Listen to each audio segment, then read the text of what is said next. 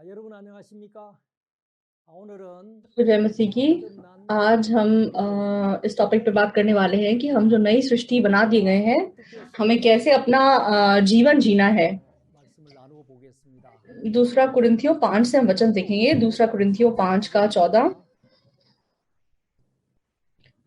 क्योंकि Recording in progress. हमें विवश कर देता है, इसलिए कि हम ये समझते हैं कि जब एक सबके लिए मरा तो सब मर गए, और वह इस निमित्त सबके लिए मरा कि जो जीवित हैं वे आगे को अपने लिए ना जिए, परंतु उसके लिए जो उनके लिए मरा और फिर जी उठा। अतः अब से हम किसी को शरीर के अनुसार ना समझेंगे। यद्यपि हमने मसीह को भी शरीर के अनुसार जाना था, तो भी अब से उसको ऐसा नहीं जानेंगे। 이제부터는 아무 사람도 육체대로 알지 아니하노라. 비록 우리가 그리스도도 육체대로 알았으나 इसलिए यदि कोई मसीह में है तो वह नई सृष्टि है। 그는 누구든지 पुरानी बातें बीत गई हैं, देखो सब बातें नई हो गई हैं। ये सब बातें परमेश्वर की ओर से हैं, जिसने मसीह के द्वारा अपने साथ हमारा मेल मिलाप कर लिया और मेल मिलाप की सेवा हमें सौंप दी है। 18 तक पढ़ेंगे। तो उद्धार पाके जब हम पापों की क्षमा पा लेते हैं, तो एक थोड़ा सा मतलब कंफ्यूजन होता है हमको। क्यों? क्योंकि हमारा जो प्राण है, हमारी आत्मा है, वो परमेश्वर के सामने मतलब वो परमेश्वर की हो चुकी है, लेकिन हमारा जो शरीर है वो मतलब हमारे पास है अभी भी। इसलिए पहले हम चाहे शरीर के अनुसार अपना जीवन जीते थे, लेकिन अब हम शरीर के अनुसार दिन काटने वाले लोग नहीं हैं। हम मतलब पवित्र आत्मा की अगुवाई और परमेश्वर की अगुवाई पाकर जीने वाले लोग बना दिए गए हैं। लेकिन इन दो चीजों में हम थोड़ा सा मतलब कंफ्यूज हो जाते हैं। तो एक भाई था, उसने मतलब कुछ गलती की, तो मैंने उसको डांटा कि तुमने ऐसे क्यों किया, ये गलत काम क्यों किया। तो उसने इमीडिएटली मतलब कैसे रिएक्ट किया, गलती हो गई, अपनी गलती को सुधारूंगा, अब मैं ऐसा नहीं करूंगा, अब मैं अपने आप को ठीक करूंगा। तो एक्चुअली फौज में जब हमसे कोई गलती होती है तो हमें मतलब सीधा कोई हमारी गलती होता है तो डायरेक्टली ये सेंटेंस बोलना होता है, आगे से नहीं करेंगे, ठीक करेंगे, अपने आप को करेक्ट करेंगे। लेकिन आत्मिक जीवन इस प्रकार से नहीं है। मैंने उस भाई को बोला कि भाई ऐसे नहीं है, मैं तुझे क्या बताने की कोशिश कर रहा हूँ, मैं चाहता हूं कि तू अपनी एग्जैक्ट पोजीशन को जाने। तो अब तू वो व्यक्ति नहीं है,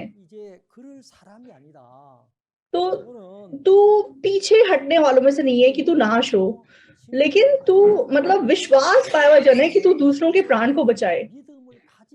तो जिस प्रकार मतलब परमेश्वर हमें ये बताने की कोशिश कर रहा है।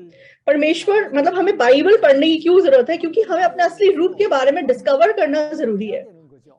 इसलिए जब हम बाइबल को पढ़ते हैं तो हम ये रियलाइज कर सकते हैं कि हम ऐसे लोग नहीं है जो इस प्रकार अपने जीवन जिए। हम शरीर के अनुसार जीने वाले लोग नहीं हैं। शरीर के अनुसार हमें अपने आप को जज करने की, शरीर के अनुसार अपने आप को समझने की जरूरत नहीं है। तो हमें किस हिसाब से मतलब जीना है, हमें अपना न्याय वचन के हिसाब से करना है। वचन हमारे बारे में क्या बोल रहा है, वचन पालन करने की कोशिश करो, ये मतलब नहीं है इसका। मतलब ये डिस्कवर करो कि परमेश्वर ने ऑलरेडी मुझे ऐसा बना दिया है, उस सच्चाई पे विश्वास करके जीना है। तो जब भी हम डांट खाते हैं या फिर जब भी हमारी कोई गलती प्रकट होती है, तो हमारे मन का एटीट्यूड कैसा होता है? हमें ये याद रखना है कि हम नई सृष्टि हैं, परमेश्वर ने ऑलरेडी मुझे बदल दिया है। इस बात को एग्जैक्टली याद रखना जरूरी है। तो एक भाई मतलब अफ्रीका में वॉलंटियर बन के गया। तो एक्चुअली वो मतलब मीडिया की पढ़ाई की थी, उसने फोटोग्राफी वगैरह करता था, तो इसीलिए वो अपने आप को आर्टिस्ट बोलता था। इसलिए मतलब लंबे से बाल थे उसके, पोनीटेल बना के रखता था। तो मुझे उसको देख के ऐसा लगता था कि मतलब ये बाल अच्छे ही लग रहे हैं, ऐसे काट देने चाहिए। लेकिन मतलब वो वॉलंटियर था और मतलब ट्रेनिंग के टाइम उसको सुसमाचार पे विश्वास हो गया। तो एक दिन वो मेरे पास आया कि पास्टर आप मेरे बालों के बारे में क्या सोचते हैं? मैंने कहा तेरा मन अपने बालों को देख के कंफर्टेबल है? तो उसने बोला कि नहीं, कंफर्टेबल नहीं है। तो मैंने कहा फिर काटना चाहिए, तो मतलब अरेंज करो अपने बालों को। तो फिर वो मतलब अपने बाल कटवा के आ गया और फिर वो मतलब अफ्रीका चला गया। तो उस भाई का असली रूप कैसा था? तो एक दिन उसके पिताजी आके मुझे बताने लगे कि मेरे बेटे ने मुझे कांटेक्ट किया और मैंने उसे बहुत डांट खाई। मैंने कहा आपने क्या डांट खाई अपने बेटे से? तो उन्होंने बोला कि मेरा बेटा बोलने लगा कि पापा आप क्यों पैसे कमाते, कहाँ इस्तेमाल करते अपने पैसे को? अभी अफ्रीका में मतलब मिशनरी लोग कितने तकलीफ में हैं, तो वो कितने मजबूती से सुसमाचार प्रचार कर रहे हैं, उनको कितने पैसे की जरूरत है, आप क्यों मतलब उनके लिए मिशन फी नहीं भेजते हो? तो उसके पापा ने आके मुझे बताया कि उसने ऐसे बोला मुझे। तो मतलब उसके मतलब पापा इतने इम्प्रेस हो गए कि मेरा बेटा ऐसी बातें कर रहा है। तो वो मतलब बहुत सिंसियरली अपना शॉर्ट टर्म पीरियड खत्म करके वापस आया। तो ये उस भाई का असली रूप है। तो अपनी मन मर्जी से जो जीता था वो उसकी असलियत नहीं है। तो पिताजी आप क्या कर रहे हो?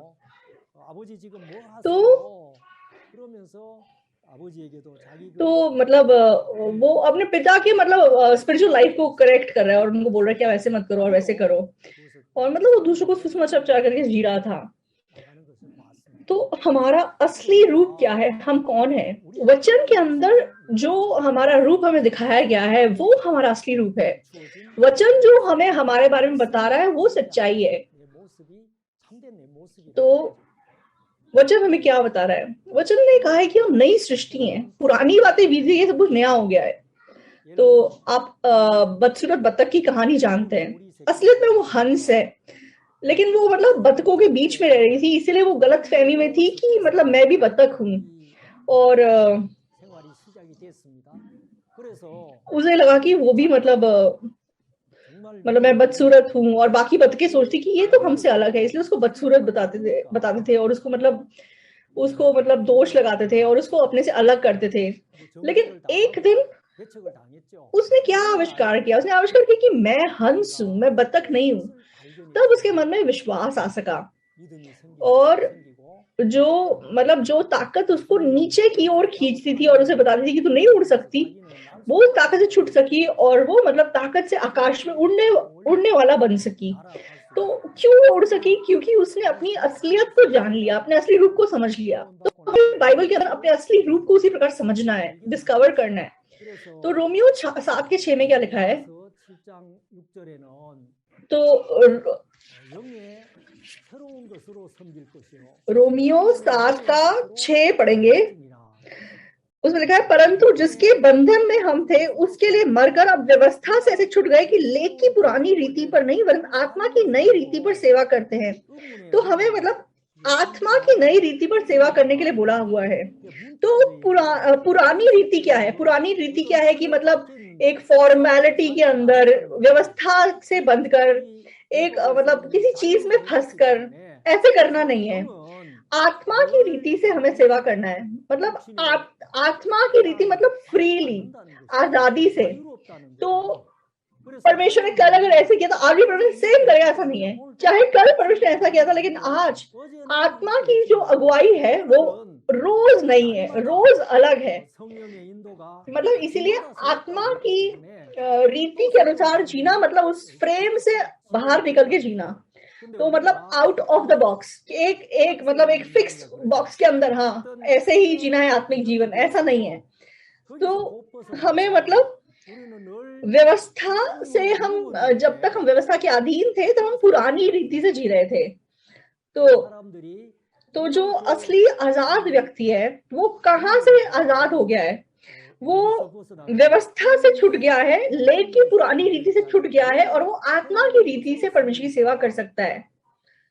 तो इफिसियों की किताब में भी इफिसियों 4:22 को अगर आप देखते हैं तो वहां लिखा है कि तुम पिछले चाल चलन के पुराने मनुष्यत्व को जो भरमाने वाली अभिलाषाओं के अनुसार भ्रष्ट हो जाता है उतार डालो और अपने मन से आत्मिक स्वभाव में नए बनते जाओ और नए मनुष्यत्व को पहन लो जो परमेश्वर के अनुरूप सत्य की धार्मिकता और पवित्रता में सृजा गया है।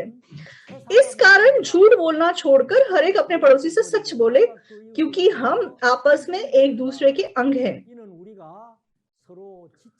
तो यहाँ पर यहाँ लिखा है कि भरमाने वाली अभिलाषाओं के अनुसार जो भ्रष्ट होता जाता है, वो पुराना मनुष्यत्व क्या करो, फेंक डालो, उसको उतार डालो, और किसको पहन लो, नए मनुष्यत्व को पहन लो। नए मनुष्यत्व क्या है, वो आत्मा से नया होता जाता है, और परमेश्वर के द्वारा सच में वो धार्मिकता और पवित्रता में सृजा गया है।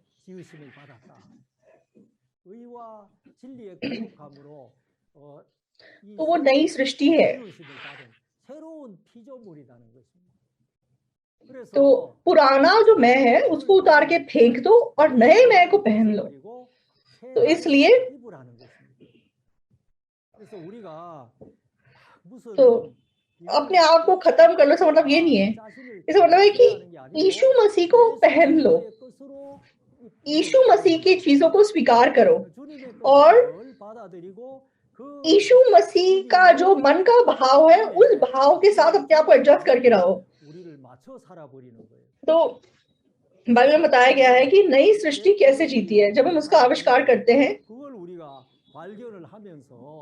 तो हम भी मतलब उससे अलग हो सकते हैं, मतलब हम भी मतलब नई सृष्टि को लगातार पहनते चले जा सकते हैं।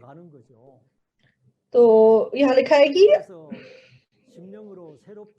तो आत्मा की नई चीजों को और आत्मा की नई रीति को स्वीकार करो। तो मतलब आत्मा की नई चीजें क्या हैं? तो हम क्योंकि पाप से लड़ाई करके पाप से जीत नहीं सकते,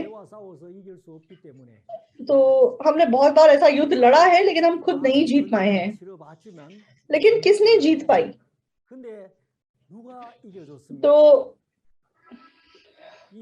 तो व्यवस्था क्योंकि शरीर के कारण दुर्बल पड़ गई, और जो नहीं कर पाई वो परमेश्वर ने किया। परमेश्वर ने वो कैसे किया? तो अपना बेटा जो निष्पाप था उसके ऊपर सारे पाप का बोझ लाद दिया और उसको मतलब क्रूस पे लटकने दिया। तो उसके बाद लाइक हमें अपनी ओर देखने की जरूरत नहीं है, हमें केवल यीशु मसीह ने जो काम किया उसको देखना है। और जो उस जीवन को स्वीकार करता है तो वो मतलब शरीर की जो भी मतलब अभिलाषाएं थी उसको लाइक स्वीकार कर लिया, मतलब उसको रिसीव कर लिया गया है। तो हम क्योंकि शरीर की इच्छाओं अभिलाषाओं को पूरा नहीं कर सकते, मतलब हम उस पर जीत नहीं पा सकते, इसलिए जो पवित्र आत्मा है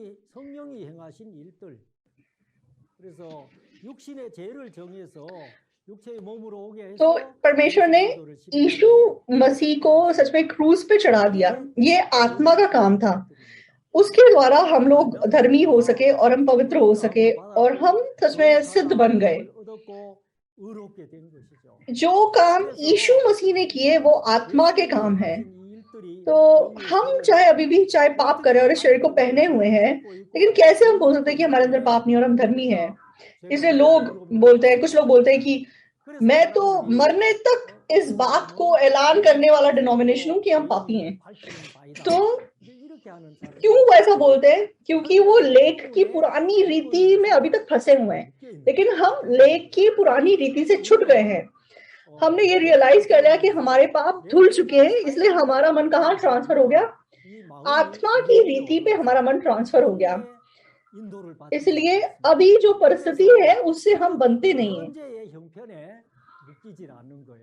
तो दूसरे राजाओं 7 में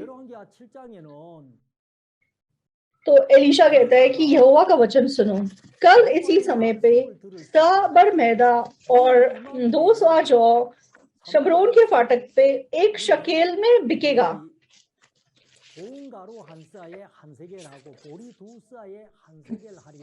तो आरम की सेना ने मतलब शमरोन पे हमला किया और उसको पूरा घेर लिया। ना तो कोई अंदर जा सकता है ना तो कोई बाहर जा सकता है। तो उनके पास खाने को कोई भोजन वस्तु नहीं है, इसीलिए मतलब गधे का सर भी वो लोग खरीद के खा रहे हैं, कबूतर की बीज खरीद के खा रहे हैं, और इस हद तक हालात खराब है कि वो लोग अपने बच्चों को पका के खा रहे हैं। ऐसी परिस्थिति है। लेकिन एलीशा क्या बोलता है? उस परिस्थिति से बिल्कुल अलग बात उनको बताता है। कल इसी समय साबर मैदा और 2 सा जौ भी 1 शकेल में बिकेगा।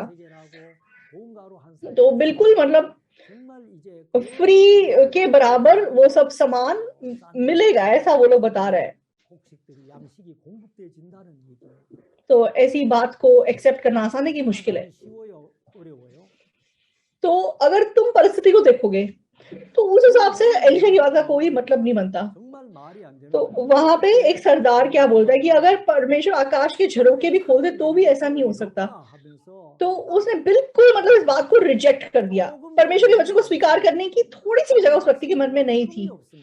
और फिर वो किस तरफ चला गया?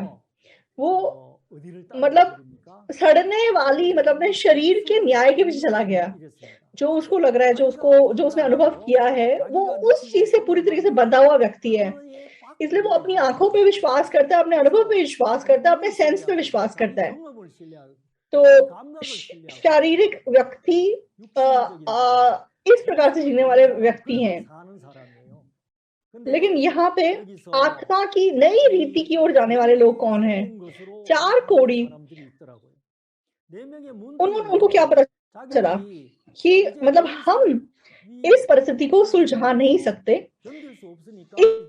इसीलिए वो मतलब इम्पॉसिबल रास्ता चुनते हैं और अपने दुश्मन की ओर चले जाते हैं कि वो हमें बचाएंगे तो हम बचेंगे, अगर वो हमें मार डालेंगे तो हम मर जाएंगे। और ऐसा करके वो वहां पहुंचते और फिर क्या होता है? तो परमेश्वर आराम की सेना को बहुत मतलब ऊंची आवाज सुनने देता है और उनको वहां से भागने देता है। और तो वो लोग छुपा रहे हैं, रख रहे हैं, इधर तक मतलब ऐसे ये वो कर रहे हैं। और फिर वो लोग मतलब शमरोन में फिर से इसी बात को मतलब रिपोर्ट करते हैं और बहुत सारे लोग उस मतलब ये 4 कोढ़ी काम करते हैं कि लोग उस अकाल की परिस्थिति से बाहर निकल सके। तो यहाँ पे जो एलीशा है वह आत्मा की नई रीति से सेवा करने वाला व्यक्ति है। परिस्थिति क्या है? हाँ बिल्कुल हो नहीं सकता, असंभव है, बहुत ही गंभीर अकाल है। तो लेकिन वहां पे वो कहता है कि कल इसी समय, वो इतनी मतलब आशा से भरी हुई बात बता रहा है। तो ये आत्मा की नई बात को बताना है, सच में ये आत्मा के हिसाब से अपना जीवन जीना है। तो परमेश्वर भी हमें क्या बताता है कि हमें ऐसे जीना है। तो ये जो कोढ़ी लोग हैं वो यहाँ रह के भी मर जाएंगे, वहां रह के भी मर जाएंगे, लेकिन अगर वो पार जाएंगे तो वो, अगर उनको बचाएंगे तो वो बच जाएंगे, लेकिन अगर उनको मारेंगे तो वो मर जाएंगे। तो अब अपने न्याय को वो लोग निर्भर नहीं कर रहे हैं, उससे पार करके वो कहाँ जा रहे हैं? वचन के न्याय की ओर वो लोग जा रहे हैं। तो तब क्या होता है? तो तब परमेश्वर का अनुभव कहाँ उत्पन्न होता है? तो परमेश्वर हमें कभी भी ऐसी चीजों पे विश्वास करने नहीं बोलता कि जो हमें संभव लगती हैं। तो परमेश्वर हमें वादे पे विश्वास करने के लिए बोलता है और वादे पे निर्भर करके आगे बढ़ने के लिए बोलता है। तो परमेश्वर हमें लेख की पुरानी रीति से नहीं, इसमें आत्मा की नई रीति से हम आत्मिक जीवन जिए। परमेश्वर ऐसा चाहता है। इसलिए जो उद्धार पाया मसीह है उसके जीवन का एक एक दिन आशा से भरा हुआ है। हम अपनी परिस्थिति को देख के परेशान हो सकते हैं, दबाव महसूस कर सकते हैं, लेकिन परमेश्वर ने जो आत्मा की नई रीति हमें दिखाई है, जो परमेश्वर का वादा है वो हमारे पास है। अगर हम उसकी ओर ध्यान देंगे तो फिर हमारा शरीर चाहे यहाँ पे है, हमारा मन उस परिस्थिति से आजाद हो सकता है। हम आत्मा की रीति पर परमेश्वर की सेवा कर सकते हैं। पुरानी रीति से हमें बंधने की जरूरत नहीं है। तो वचन क्या बोल रहा है? वचन बोल रहा है कि तुम अपने पड़ोसी से सच बोलो, अपनी होश अपने मन को मत बताओ। तो परमेश्वर का वचन क्या कहता है? अपने तो अगर हम अकेले रहेंगे तो हम मतलब उसका फायदा नहीं हो पाएगा, लेकिन जब हम एक दूसरे को बताएंगे, एक दूसरे से बातें करेंगे, तो मतलब वो परमेश्वर का वादा जो है वो और मजबूत हो पाएगा। तो हमें नए मनुष्य को पहनने के लिए बोला गया है, जो कि तो जो सच्चाई में रचा गया है, उस नए मनुष्य को पहन लो। तो हम इस प्रकार का नया मनुष्य है, तो हम नई सृष्टि हैं। परमेश्वर हमें इस सच्चाई को पहचानने देना चाहता है। तो यिर्मयाह 15 का 19 वचन अगर हम देखते हैं,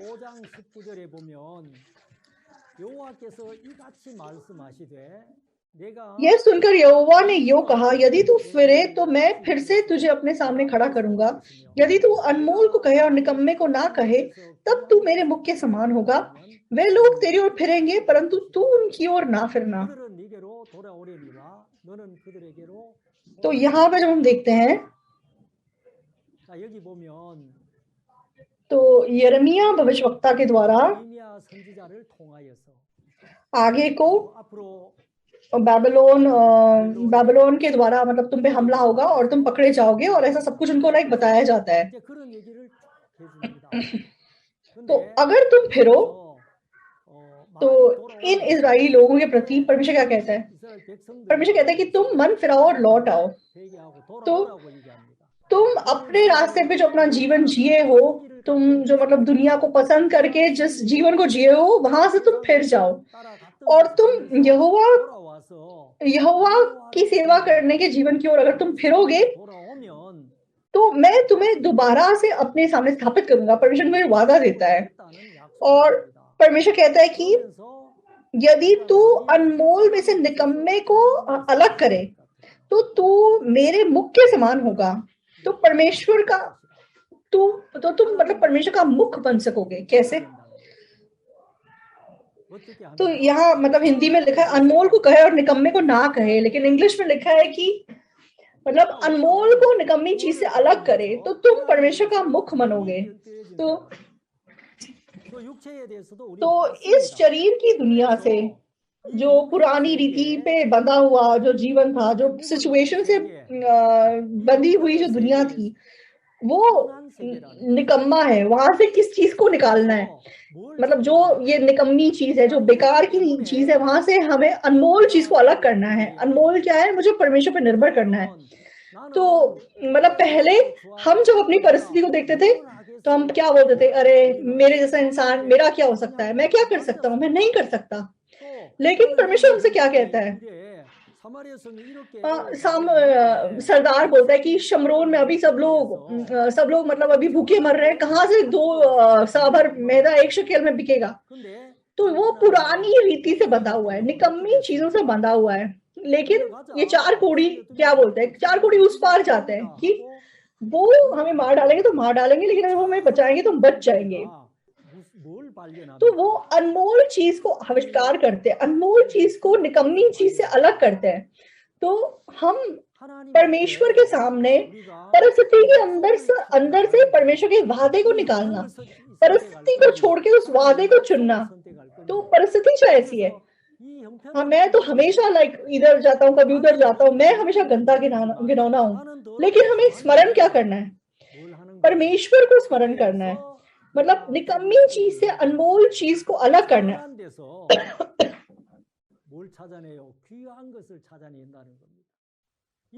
इसलिए हमें परमेश्वर की जरूरत है, इसलिए हमें मतलब विश्वास करके उस पार जाना है।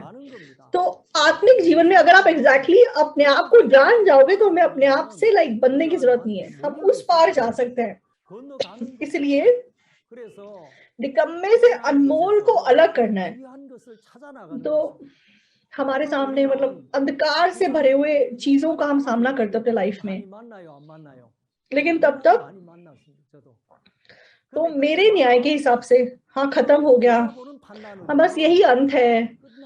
1-2 बार ऐसा नहीं हुआ कि मेरे साथ ऐसा हुआ हो। तो जब मैं चाइना में सुषमाचार प्रचार कर रहा था, मैं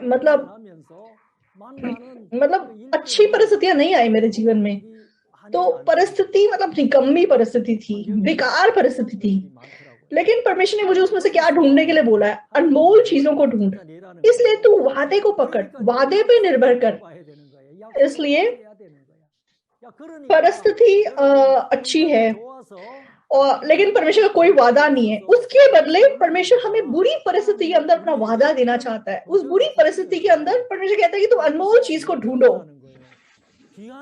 उसमें से अनमोल परमेश्वर को ढूंढो और उस अनमोल परमेश्वर पर निर्भर करते हुए आगे बढ़ो। तो ये परमेश्वर हमें बताना चाहता है। तो फिर अगर तुम ऐसे जियोगे तो तुम्हारा मुंह नहीं होगा, वो परमेश्वर का मुंह होगा। और तुम कौन हो? उसके 20 में क्या लिखा हुआ है? मैं तुझको उन लोगों के सामने पीतल की दृढ़ शहरपनाह बनाऊंगा कि तुम मतलब पीतल की दीवार की तरह होंगे, मतलब इतने स्ट्रांग होगे कि कोई भी तुम्हें अटैक करे वो तुम्हें जीत नहीं पाएगा। तो जो दुष्ट है वो मतलब तुझे अलग नहीं कर सकेगा। कैसा करने पे?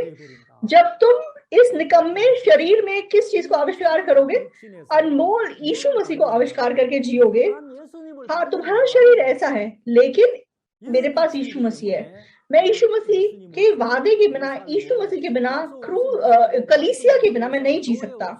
परमेश्वर ने हमें इस तरीके से बनाया है। तो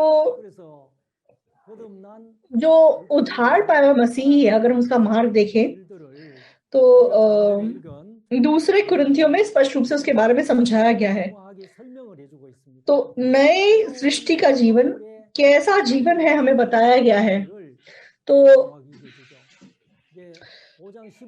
दूसरा कुरिन्थियों 5:15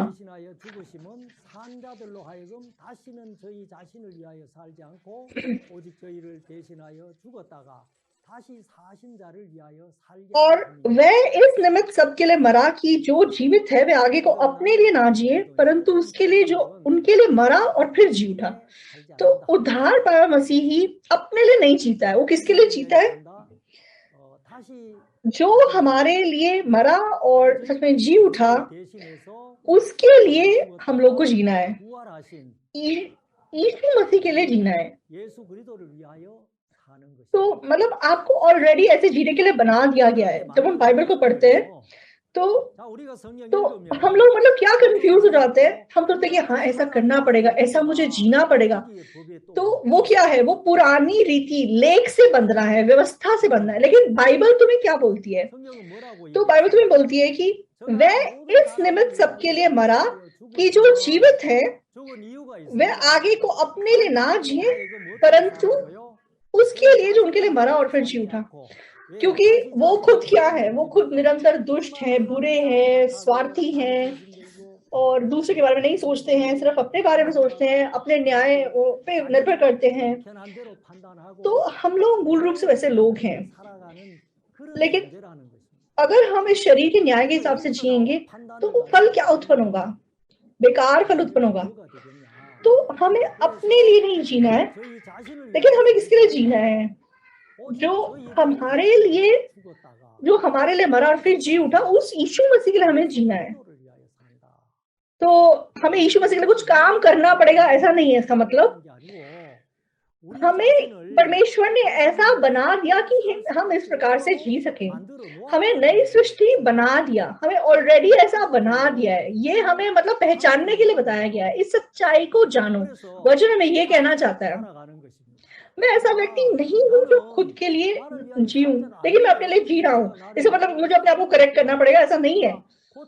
तो मैं मसीह के लिए, मसीह का जीवन जीने के लिए बना दिया गया हूँ।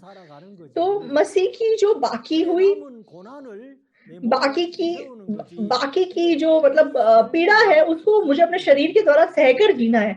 वो जीवन ऑलरेडी मेरे लिए तैयार किया गया है। इसलिए आत्मिक जीवन मुश्किल नहीं है। आत्मिक जीवन आविष्कार करना है, पहचानना है। हाँ, मैं ऑलरेडी हंस हूँ। मैं क्यों मतलब ये बतखों के बीच में फंसी हुई हूँ? मैं क्यों बतख बनने की कोशिश कर रही हूँ? मैं बतख हूं ही नहीं। ऐसा करके अपने आप को उन बतखों से अलग करना है। और दूसरा, शरीर के अनुसार ना जीना। तो उसका मतलब क्या है? शरीर के न्याय के हिसाब से ना जीना। तो शरीर का न्याय मेरा न्याय नहीं बन सकता। तो हम मतलब जो देखते हैं उसके हिसाब से हम दूसरों का न्याय करते हैं। जब हमें लगता है कुछ होगा तो हम करते हैं, और जो हमें इम्पॉसिबल लगता है तो हम निराश हो जाते हैं।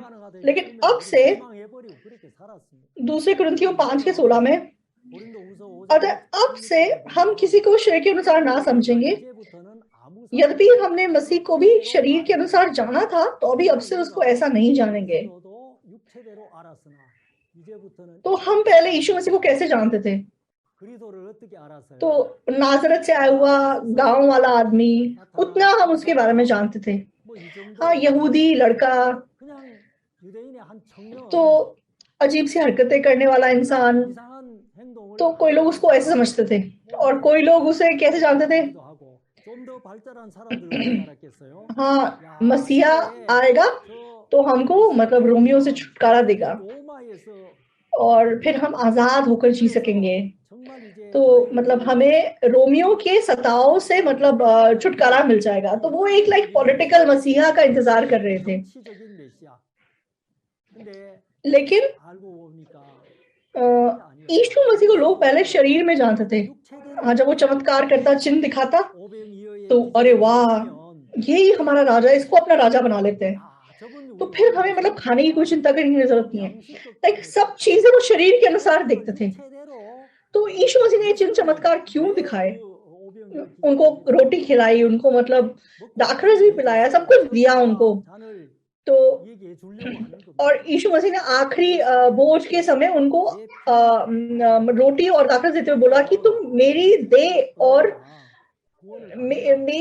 और मेरे लहू में भागी होगे तो तुम नया जीवन पाओगे। तो मतलब यीशु मसीह उनको उद्धार देना चाहता था, लेकिन लोग उसको शरीर के अनुसार जानते थे। तो वो जैसे उसको एक पॉलिटिकल लीडर या एक राजा के समान लाइक स्वीकार करना चाहते थे। लेकिन उद्धार पाए हुए मसीहियों को यीशु को उस प्रकार नहीं जानना है। उद्धार पाए हुए लोगों के लिए मसीह कौन है? उनके जीवन का मालिक है। वो उनके अंदर प्रवेश करके उनके जीवन की अगुवाई कर रहा है और उनको चला रहा है। वो मेरे मन का मालिक है, वो मेरे प्राण का मालिक है और वो मेरा उद्धार करता है। तो इस तरीके से उद्धार पाए मसीहियों ने यीशु मसीह को आविष्कार किया है। तो लोग दिखाई देने वाली चीजों के हिसाब से जब न्याय करते हैं तो बहुत मुश्किलों का सामना करते हैं। तो हमारे जो 5 सेंसेस है उनके हिसाब से जो भी हम न्याय करते हैं वो बहुत डरावने हैं। तो मैं आपको थोड़ी सी कहानी बताता हूँ। तो आपने इंग्लैंड की क्वीन एलिजाबेथ के बारे में सुना होगा। तो वो एक दिन मतलब ये चेक करना चाहती थी कि उसके लोग जो हैं वो कैसे जी रहे हैं। तो उसने सोचा कि मैं दूसरों से रिपोर्ट सुनने की बजाय मैं उनका जीवन लाइक एक्चुअली में जाके देखती हूँ। तो वो एक मतलब साधारण इंसान का रूप मतलब बड़े भेष बदल लेती है और फिर वो मतलब लोगों को मिलने के लिए जाती है। तो इंग्लैंड एक्चुअली ऐसा है कि बारिश बहुत आती है वहां पे, लेकिन वो छतरी नहीं लेके गई और मतलब रास्ते में बारिश आ गई। तो फिर वो गांव के अंदर गई और उसने किसी को बोला कि मुझे एक छतरी दे दीजिए प्लीज।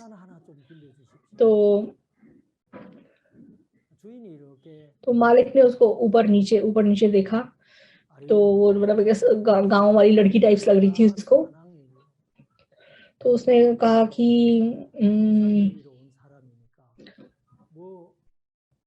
तो वो आदमी कभी सोचेगा कि ये हमारे देश की रानी है। तो उसके घर पे 3 छतरियां थी। एक बहुत अच्छी थी, एक ठीक ठाक थी और एक मतलब बिल्कुल फेंकने लायक थी। मतलब फेंका भी नहीं जा सकता, यूज भी नहीं किया जा सकता, उस टाइप का सामान होता है ना हमारे घर पे। तो उन तीनों में से उसने कौन सी उसको दी होगी उस लड़की को? तो जो जवान लड़की इस घर में गई तो उसने उस लड़की को देखा और सबसे अच्छी तो नहीं थी, जो मतलब मिडिल का क्लास की थी वो भी नहीं दी, जो सबसे बेकार थी, जो कि मतलब फेंक दो तो भी ठीक है, रख लो तो भी ठीक है, उस टाइप की छतरी उसने उठा के उसको दे दी। तो धन्यवाद रानी बोलती है और वो चली जाती है और फिर वो भूल जाता है। और उसके अगले दिन 잊어버리고 있습니다. 그 अ, 다음 सफेद रथ, घोड़ों वाले रथ पे, मतलब वीआईपी कुछ कोई आते हैं उसके घर पे, तो तो लोग हैरान हो जाते, क्या हो गया, क्या हो गया? तो फिर 깜짝 무슨 일이야? तो उस घोड़े पे से 그 말에서 एक मतलब कोई वर्कर आता है, लाइक राजमहल का वर्कर, और वो टूटी फूटी छतरी लेके आता है 우산 하나, और 초라한 낡은 उसको दे देता है। 집에서 कल हमारी जो रानी है वो आपसे छतरी बोरो करके लेके गई थी, तो वो आपको धन्यवाद उन्होंने बोला है और उन्होंने छतरी आपकी वापस दी है। 또이 우산을 돌려주라고 해서 तो उस घर के मालिक को कैसा महसूस हुआ होगा, आप सोचो। 그 집 주인이 어떤 마음이 들었겠습니까? 진짜 तो उसको मतलब अपने सर पे हाथ मारने का मन आया होगा 때리고 싶지 않았습니까? कि मैं कितना बेवकूफ हूँ, मतलब मैंने क्यों ऐसा किया। तो अगर मैंने सच में मतलब किसी मतलब सबसे अच्छी छतरी दे दी होती तो कितना अच्छा रिश्ता बन जाता मेरा रानी के साथ।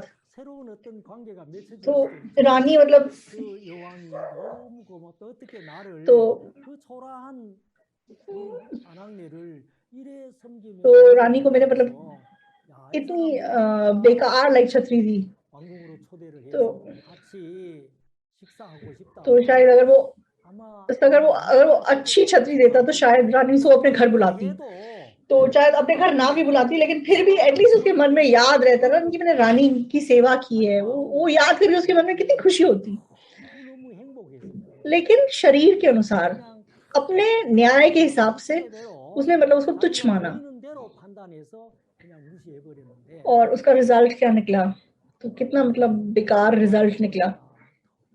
तो सबसे अच्छी छतरी, 제일 좋은 거 तो वो कोई बहुत प्रेशियस चीज भी नहीं थी सबसे अच्छी छतरी, तो अगर वो सबसे अच्छी छतरी देता रानी को 최고의 그 तो 선물이었으면 वो भी कितना खुशी से अपना जीवन जी सकता था। 부의 마음으로 और अगले दिन जब उसे वो छतरी वापस मिलती तो उसका मन परेशान ना, उसका मन खुश होता। 이래 어렵지 않을 건데 तो इसको हम पाप भी नहीं बोल सकते, लेकिन 죄라고 할 수는 없는데 मतलब उसके खुद के मन में उसको जरूर शर्म आई होगी, बहुत शर्म आई होगी। 부끄러운 거예요.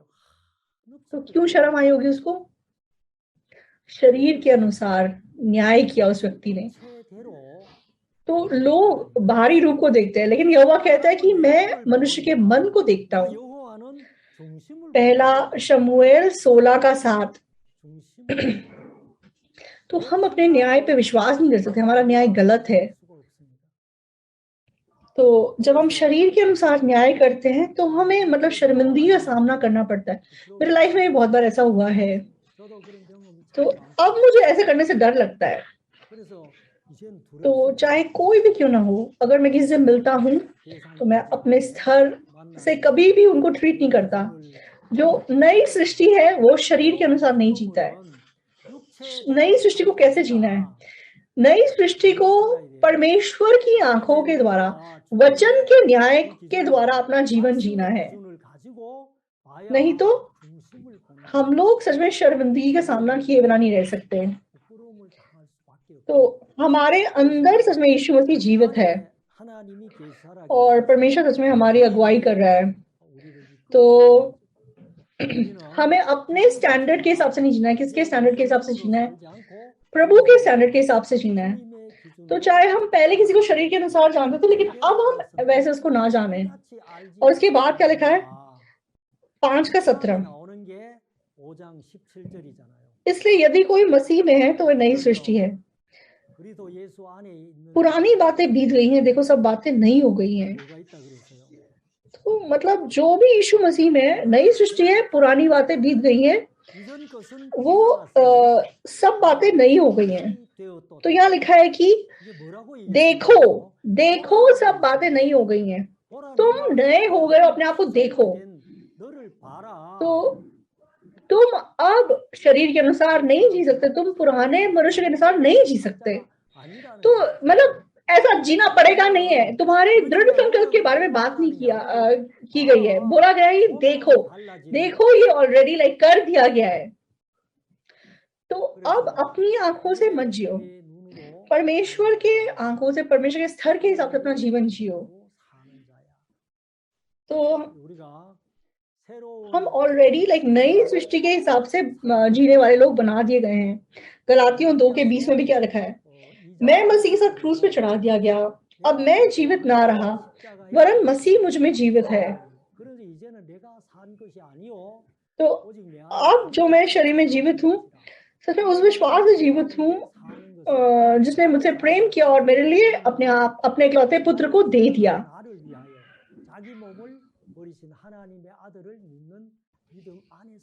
तो मेरे अंदर कौन जीवित है? मेरे अंदर यीशु मसीह जीवित है। तो जब मैंने इस सच्चाई को आविष्कार किया तो मैं बहुत खुश हो गया। मैं जीवित नहीं हूँ, तो मेरा बाहरी रूप, मेरा न्याय, मुझे लगता था कि यही मेरा मालिक है।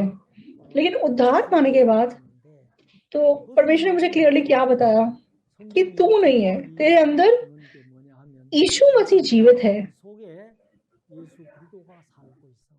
तो जब हम छोटे थे और हम मतलब नदी के किनारे जाते थे तो वहाँ मतलब जंगली घास वास होती थी, तो वो मतलब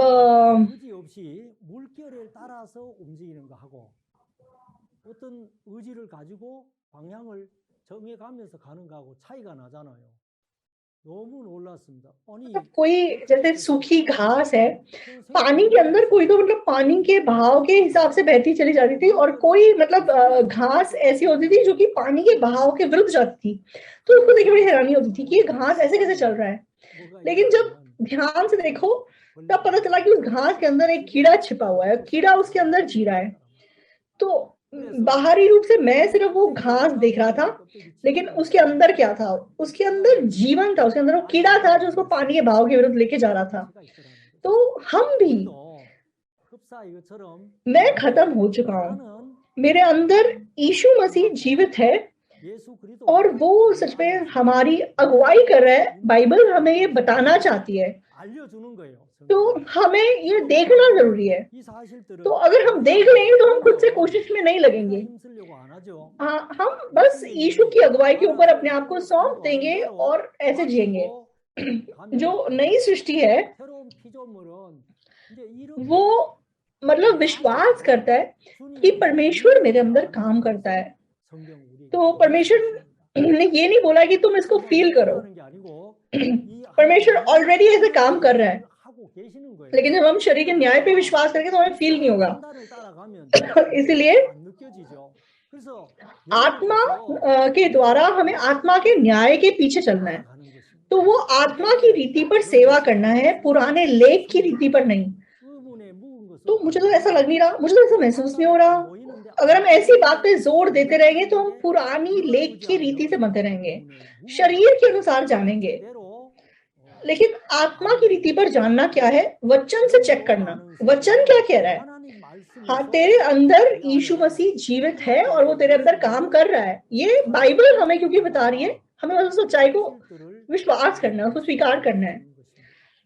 तो हमारे अंदर काम करने वाला परमेश्वर जरूर मौजूद है। तो फिर आप बोलेंगे कि फिर हम कुछ ना करें, चुपचाप बैठे रहें। तो कुलूसियों 1:28 में क्या लिखा हुआ है? जिसका प्रचार करके हम हर एक मनुष्य को चेतावनी देते हैं और सारे ज्ञान से हर एक मनुष्य को सिखाते हैं कि हम हर एक व्यक्ति को मसीह में सिद्ध करके उपस्थित करें। इसी के लिए मैं उसकी उस शक्ति के अनुसार जो मुझ में सामर्थ्य के साथ प्रभाव डालती है तन मन लगाकर परिश्रम भी करता हूँ। तो यहाँ पे क्या लिखा हुआ है? तो पौलुस क्या बताता है हमको? तो इसी के लिए मैं उसकी उस शक्ति के अनुसार जो मुझ में सामर्थ्य के साथ प्रभाव डालती है तन मन लगाकर परिश्रम भी करता हूँ। तो ऐसे वचन को सुन के हम कभी कंफ्यूज आते हैं कि मतलब यीशु मसीह तो सब कुछ करेंगे, तो फिर अब मुझे क्या करने के लिए बोला गया है, मैं क्या करूं, मतलब अब मुझे क्या बताने की कोशिश की गई है। तो हम मतलब मुझे कुछ करने की जरूरत नहीं है, हम मतलब उसको शरीर के न्याय के हिसाब से लेकर उस दिशा में बह जाते हैं। लेकिन पौलुस कैसे जी रहा है? पौलुस कह रहा है कि मैं अपने पूरे मतलब तन मन से परिश्रम करके जी रहा है। क्यों ऐसे जी रहा है? क्योंकि मतलब सारे ज्ञान से हर एक मनुष्य को सिखाते हैं कि हम हर एक व्यक्ति को मसीह में सिद्ध करके उपस्थित करें।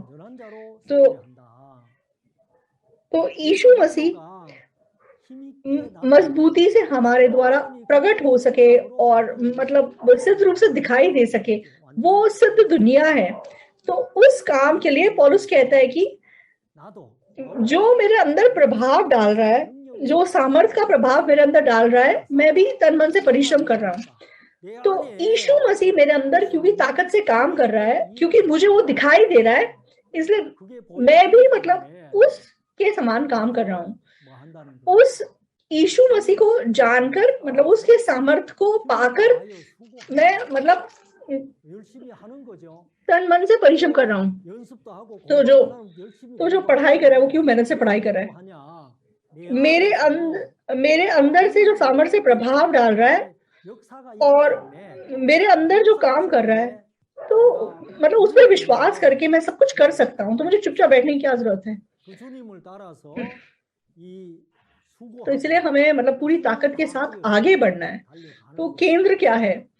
क्योंकि यीशु मसीह काम करने वाला है, क्योंकि यीशु मसीह काम करता है, हमें केवल उस यीशु के काम के पीछे पीछे चलना है। अगर मुझे यीशु मसीह दिखाई नहीं दे रहा और अपनी मेहनत और लगन से मैं कुछ मेहनत से कर रहा हूँ, तो फिर वो रिलीजियस लाइफ है।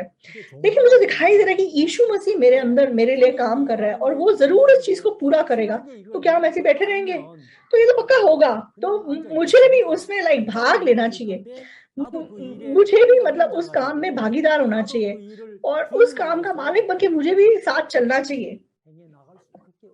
तो इसलिए हम सुसमाचार उपचार करते हैं, फेलोशिप भी करते हैं और प्रभु की सेवा करके रहते हैं। तो पौलुस एक पॉइंट पे यीशु मसीह को सताने वाला व्यक्ति था और जब स्तिफनुस मरने वाला था तब मतलब वो ऐसा व्यक्ति था जो कि मतलब उस काम की सराहना कर रहा था। तो वो खुद अपने बारे में बताता है कि मैं मतलब सताने वाला और सच में नाश करने वाला था। लेकिन वो पौलुस जब हम प्रेरितों 22 से 10 में देखते हैं,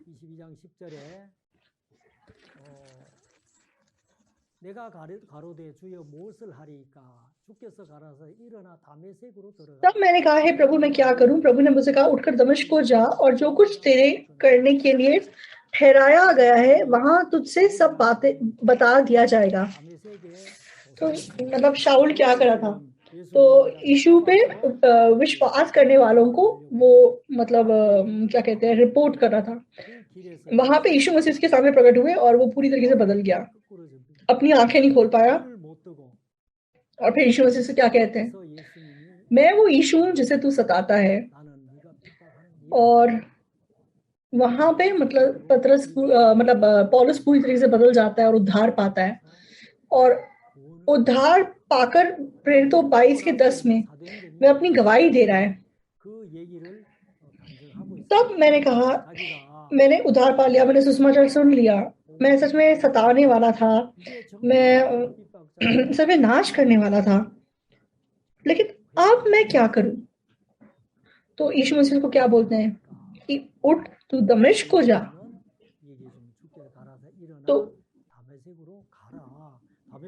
तो वहां पे तुझे मतलब बताया जाएगा कि तुझे क्या करना है। तो उद्धार पाया हुआ जो मसीही है, जो नई सृष्टि है, परमेश्वर उसको जरूर क्या करता है? परमेश्वर जरूर इस प्रकार से उसका मार्ग दिखाता है कि तुझे इस मार्ग पे जाना है।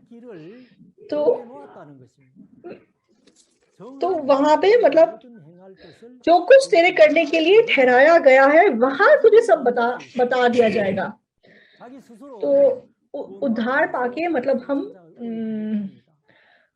खुद अपने आप से कुछ कुछ काम करते रहेंगे ऐसा नहीं है। परमेश्वर ऑलरेडी हमारे करने के काम ठहराए हुए हैं।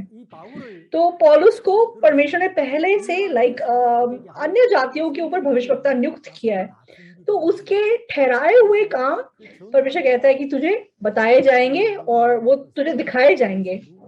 तो दूसरे शब्दों में अगुवाई पाओ। उद्धार पाने के बाद हमें क्या करना है? अगुवाई पानी है। तो लोग कहते हैं कि हाँ मैंने पापों को क्षमा पा ली, 아니 बस अब 거듭난 सब खत्म। 그리스도는 लेकिन 구원받고 나면 परमेश्वर ने हमें 인도받아야 नई 돼요. सृष्टि का जीवन दे दिया है। 새로운 피조물이기 तो 때문에 जो 이끌림을 मेंबर 받아야 लोग हैं, 해요. जो संत लोग हैं, उनके 그래요? पास अगुआ होता है जो उनके जीवन की अगुवाई करता है। 그럼 तो 어떻게 जो 해요? नई सृष्टि है, 여기서 말씀 듣고 हाँ उद्धार पा लिया, 양육을 받아야 되는 거예요. तो मतलब एक ऑस्ट्रिच 그러면 अंडा देती है 그렇게 और फिर 하겠습니다. उसको दौड़ना 난 बहुत पसंद है, 구원 तो 받았으면 उनको 되는 줄 छोड़ देती है 알았죠. और दौड़ जाती है। 이제 그 तो 형제가 그게 परमेश्वर ने हमारे साथ ऐसा 다였어요. नहीं किया है। 그 길로 계속해서 교회의 인도를 받으면서 किसी ना किसी को 지금 이제 हमारी अगुवाई 미국에 करनी पड़ेगी, 선교사로 이렇게 हमें 일하고 चलाना 있는 पड़ेगा। 참 귀하게 쓰임을 और 받고 있습니다. 우리가 진행하는 동안에 पवित्र आत्मा एक एक करके 하나님은 हमारी अगुवाई करती 이렇게 है और हमारे 그냥 अंदर काम करती 구원받았다 है। 해서 이제 상해로 또 가서 돈 벌겠다. 이제 तो 그걸로 वो काम 끝날 परमेश्वर जो 수가 हमारे द्वारा 없는 करना 거잖아요. चाहता है, वो भी 그래서 हमें पता नहीं होता खुद से। 정말 순수하게 इसलिए 인도를 हमारे पास लाइक 받으니까 अगुआ होना जरूरी है। जिस 이렇게 प्रकार पौलुस की 자라서 अगुवाई की गई, वैसे 복음 हमारी भी 앞에 अगुवाई होती है। 귀하게 쓰임을 받는 걸 보거든요. 그래서 우리는 तो 거듭난 यीशु मसीह ने 그리스도인이 새로운 पौलुस की 피조물 된 사람이 अगुवाई 어떻게 एक निर्धारित जगह 살아가는지는 पे की कि वहां 많은 पे तुम्हें 곳에서 बताया जाएगा तुम क्या 보여주고 करना है। 있습니다. 누가복음 तो 19장 8절에도 मैं अभी 삭개오가 मतलब एक 이 जवान लड़का था 구원을 जो सुसमाचार प्रचार 받았습니다. कर रहा था मेरे साथ। 정말 그는 돈밖에 तो 모르는 उसकी माँ ने पहले उधार पाया 수전노죠. और 돈을 फिर 위하여서 मतलब 얼마나 ये लड़का 잘 मतलब बिजनेस कर रहा था और 상납을 फिर उसका 잘하고 बिजनेस 있으면 फेल हो गया। 세리장이 तो एक दिन वो 됐겠습니까? हमारे मिशनरी स्कूल में आ 이제 गया 그 정도 됐고 और वो 그리고 मतलब मिशनरी स्कूल में आके वो सो रहा था। 영혼 तो 또 मैं कहीं से बाहर से 양심 आया और मैंने उसको सोते हुए देखा। 다 밟고 मैंने उसे 살았던 उठाया, 사람 मुझे बोला 아니겠습니까? कि मेरी माँ ने मुझे यहाँ 근데 भेजा इसलिए मैं यहाँ पे आ गया हूँ। तुम्हारी माँ कौन है? 살면서 तो मैंने बताया कि 느끼는 उसने बताया कि 허전함을 ये मेरी 어떻게 माँ 할 है। 수가 अच्छा 없었던 आप 거죠. उस बहन के बेटे हैं? 그리고 예수님에 मैंने आपके 대해서 बारे में सुना है। 들었습니다. 세리의 하고 और 놀고 वो 그 उसने 같이 इंजीनियरिंग की 지내고 थी 또 죄인들하고 같이 और 지내고 문둥병자 तो 집에 कुछ लाइक 들어가고 뭐 गेमिंग 이런 이제 मशीन्स का कुछ बिजनेस कर रहा था, 소문이 लेकिन वो बिजनेस 아마 फ्लॉप हो 그 गया। 사람의 उसके पास जाने की 심령을 कोई 동하게 जगह नहीं 한 थी और 것 उसका 같습니다. मन बहुत 그래서 खाली था। 예수님 उसकी माँ ने 지나간다는 उसे 얘기 चर्च जाने के लिए 듣고 बोला, 나무 위에 तो मैंने 올라가서 उसे सुसमाचार प्रचार किया और 예수님 फिर उसने 한번 उद्धार पा 보려고 लिया। 했는데 벌써 예수님 아시고 삭개오에 और 내려오라. उसके बाद 어, वो बोले लगा कि 내가 मैं 오늘 शंघाई जा 너 रहा हूँ। 집에 मैंने कहा क्यों? 가겠다. 이 집 अब जाके दोबारा काम शुरू 가겠다고. करूंगा, पैसे कमाऊंगा। 이제 그 말씀을 들으면서 तो 삭개오가 मैंने कहा कि उद्धार 마음이 पाया हुआ 바뀌어 मसीही, 버립니다. तो 내 अगर आपने 소유의 उद्धार पाया तो 절반을 आपको 가난한 अगुवाई पानी 자들에게 चाहिए। 주겠사오며 तो 만일 कई कहते हैं कि मैं 이것을 अपना 토색한 일이 आधी धन 있으면 संपत्ति मतलब 4배나 गरीबों को दे दूंगा 갚겠나이다. और मतलब 예수님도 जितना मैंने 오늘 दूसरों को दिया 구원이 है 이 मैं 집에 4 गुना फेर 이르렀다. दूंगा। 이 사람도 तो 아브라함의 यीशु मसीह 자손이다. को कहते हैं कि आज 인자의 तेरे 온 घर में 것은 उद्धार आया है, 잃어버린 तू भी 자를 मतलब 찾아 구원하려 함이라 मतलब 하시면서 क्योंकि तू 이 परमेश्वर की संतान है, आज 삭개오의 उद्धार का वचन तेरे घर 이 पे आया है। 변화되는 तो 새 परमेश्वर 피조물이 जक्कई को 어떻게 변화된다는 걸 성경 तो 우리에게 नई 보여주고 सृष्टि 있습니다. कैसे बदलती है, बाइबल हमें ये दिखा रही है। 자기가 तो 삭개오가 जक्कई ने 노력했겠습니까? क्या खुद से 정말 कोई 돈을 कोशिश की? 신으로 섬긴 तो 사람인데 वो सच में 예수 그리스도의 복음이 जब यीशु मसीह 들어가니까 का सुसमाचार उसके मन में 중심이 प्रवेश 바뀌어 किया, तो 버리니까 उसका मन का 이 केंद्र बदल गया 순위가 우선순위가 और 뒤집어졌어요. मतलब जो उसकी प्राथमिकता थी वो बदल गई। 가난 소유의 उसने अपने 절반을 आधी 가난한 संपत्ति 자들에게 주겠다. गरीबों को उठा के दे दी 토색한 게 और 있으면 जिसका 4배 उसने 갚겠다. मतलब 이제 지금까지 गलत 했는 तरीके से लिया था 거 उसको 4 गुना फेर दिया। 정리돼 버립니다. जब जो कुछ उसके पास 누가 था उसने सब कुछ लाइक 큽니까? अरेंज कर 저 दिया। 예수님이 तो 내 죄를 사해준 वो यीशु मसीह 그것이 जिसने मेरे 너무 पाप धो दिए, क्योंकि 크니까 वो यीशु 이 मेरे मन 삶 में 자체가 इतना बड़ा है, 이렇게 इसलिए उसका जीवन पूरा 바뀌어버리는 मतलब 거죠. अपसाइड डाउन हो गया, पूरा बदल गया। 성경은 새로운 तो 피조물이 बाइबल क्या बताती है कि जो नई सृष्टि है 살아가는 길들을 उसके 우리에게 जीने का मार्ग क्या है, 보여주고 बाइबल 계십니다. अलग अलग कहानियों के 그래서 द्वारा वो हमें 우리는 दिखा रही है। तो 구원받은 हम 그리스도인이 उद्धार पाया हुआ जो मसीही है, 병에 죽었다가 तो- 다시 살아난 나사로도 तो 보면 लाजर भी सच में वो 그 बीमार था। 요한복음 12장 2절에 यूहन्ना 12 के 예수와 2 में 함께 앉은 자 중에 तो 있더라 그랬어요. वे 예수의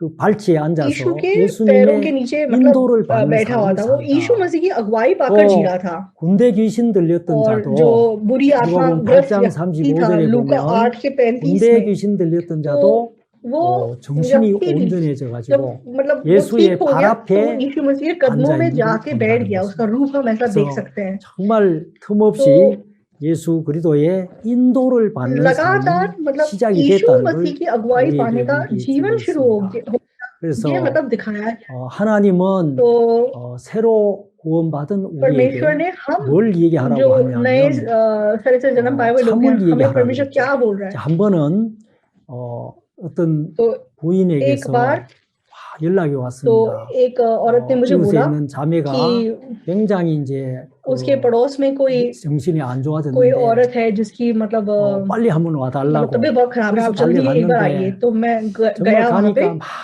그냥 तो 뒹굴고 मतलब उल्टा 하면서 पुल्टा हो रही थी 너무 이제 और 상태가 बहुत 안 उसकी 좋아졌어요. हालत लाइक 정신이 खराब 약해져 थी, 있는 걸 मतलब 봤어요. दिमागी हालत उसकी ठीक 몇 नहीं थी। 마디 얘기해도 막 तो 그냥 침도 막 함부로 मतलब वो इधर 뱉고 उधर 막 थूक रही थी 그러는데 और बहुत भी 갑자기 हरकतें कर रही थी। तो 목사님 이게 무슨 말이에요 하면서 अचानक से 제게 मुझे बोलने लगी, 물었습니다. सर ये क्या मतलब बनता है? 잠언 23장 16절을 नीति वचन 23 का 16। 만일 내 입술이 정직을 말하면 내 속이 유쾌하리라.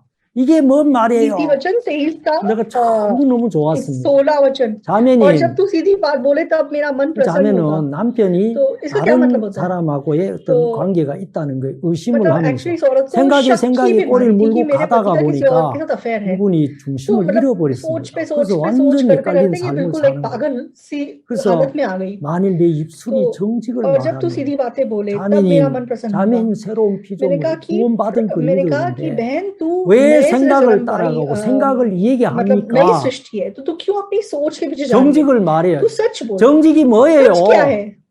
정직이 뭐겠습니까? सीधी बातें बोल। 참을 얘기하라는 सीधी 거잖아요. बातें बोलने का मतलब 사실을 सच्चाई 얘기해요. बोलना, 말씀을 वचन 얘기해요. बोलना, 약속을 वादे 얘기하는 का वचन 거지. बोलना।